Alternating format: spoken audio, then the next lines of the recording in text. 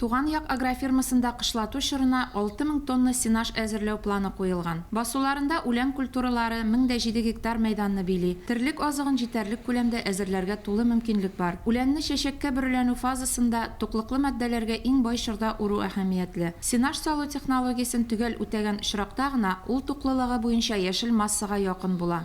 Өттерник культурасы менә шушы фазада инде безнең әле менә башы берләнгән. Башы берләнгәч монда без саныйбыз инде әле чәчәк атмаган. Туклыклы матдәләр шушы фазада бик күп җыела. Бигрәк тә мин әйтеп киткән протеин һәм аксым. Бүгенге көндә инде без 3700 тонна сенаж салдык. Ул лаборатория белән дә бәйләнгән. Без аны тикшереп карабыз. Сыйфатлы азык булыр дип көтелә.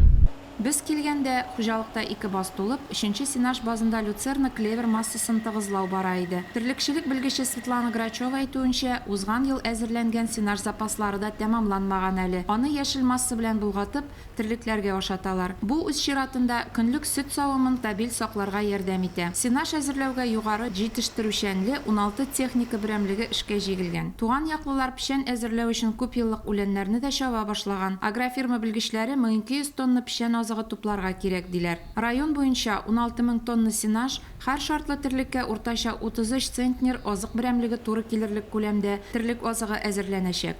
Азык әзерләү компаниясе кызу төстә бара. Безнең туган як һәм Август агрофирмалары сенаж салу эше белән шөгыльләнәләр. Кече фермер хуҗалыклар печән әзерлиләр. Чабып, рулланып җыялар.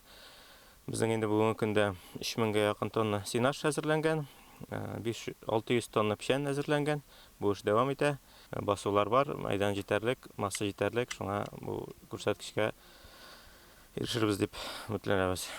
Сыйфатлы азык терлекләрнең продуктлылыгын арттыру нигезе. Авыл хуҗалыгы формированиеләре бу таләпләрне яхшы аңлап эш итәләр. Светлана Фазылова, Динар Мингазов, Муслим телевидениесе.